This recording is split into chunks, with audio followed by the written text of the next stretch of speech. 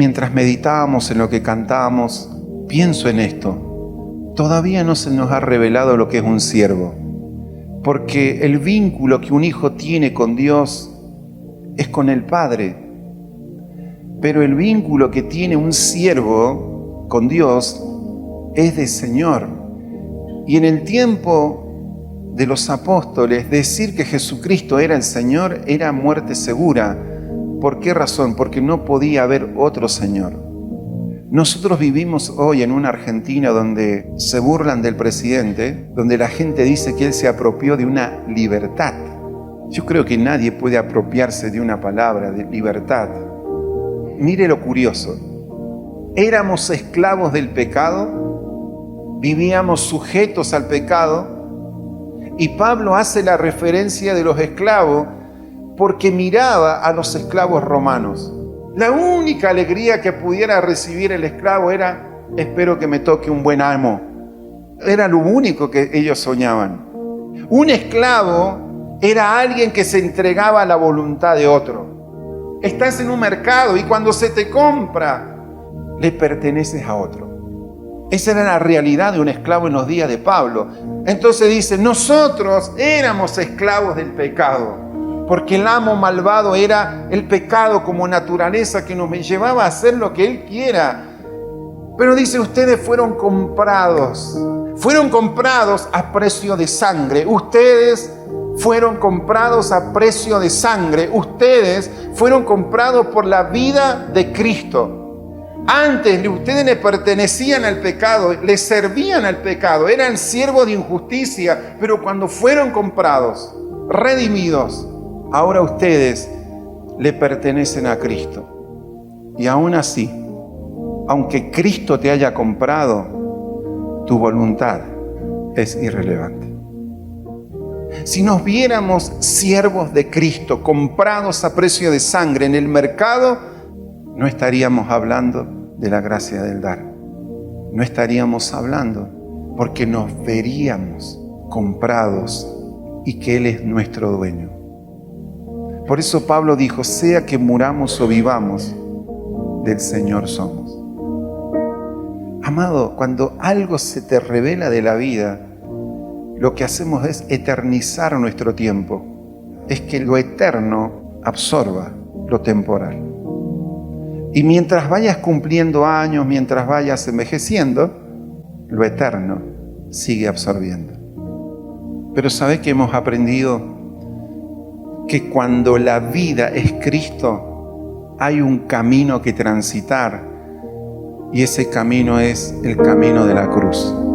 Diga conmigo, vida, camino y libertad. ¿Sí? Entonces, vamos a entrarnos en el tema.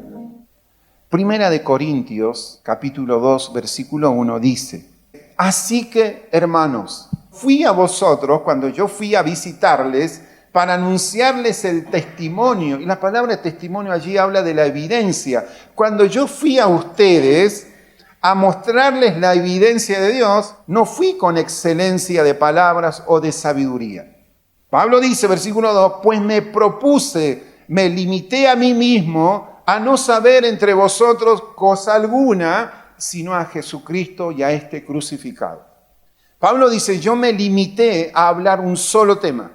Yo me limité en la vida porque yo entendí que lo que Dios me llamó a hacer es a predicar a Jesucristo, pero a este crucificado.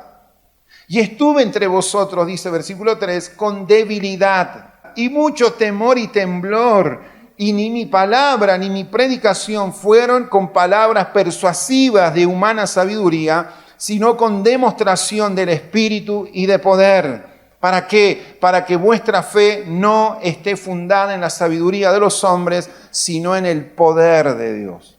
La iglesia no es un proyecto personal de un ser humano. La iglesia es un proyecto de Dios en la tierra para que Cristo a través de la iglesia se vea expresado y manifestado.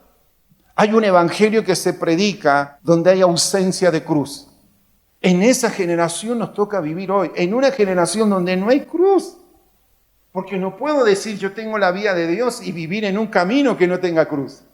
Y si yo tengo vida, voy a tener un camino de cruz. Y esa cruz me va a llevar a la libertad. Esa es la vida que Dios nos llamó a vivir, porque en esa libertad vamos a poder expresar, ¿qué cosa? La sustancia del Evangelio.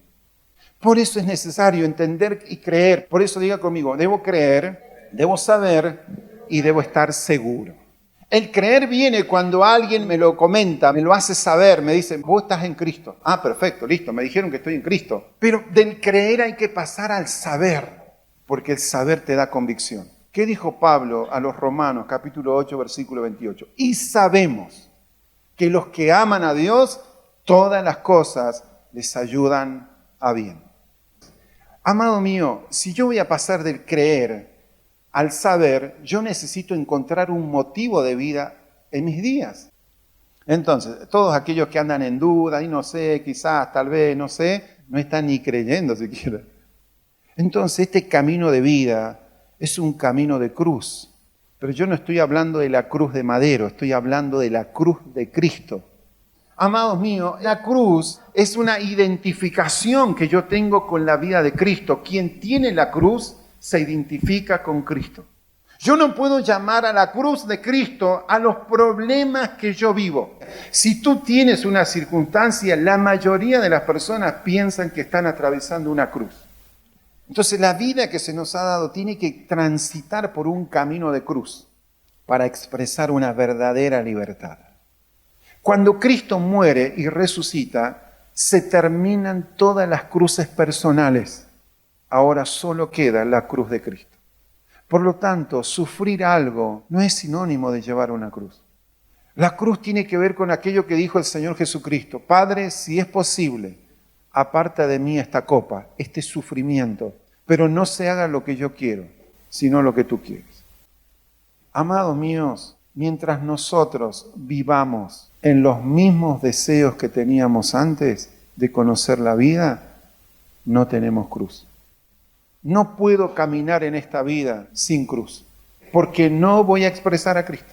Vamos a ser cristianos evangélicos, pero no vamos a expresar a Cristo. ¿Por qué? Porque no hay cruz, porque no hay una muerte al ego, al yo, a lo que yo necesito, a mis deseos. No hay, amados míos. Un muerto ve la gloria de la resurrección de Cristo, porque cuando hay más muerte en mí, hay resurrección de vida.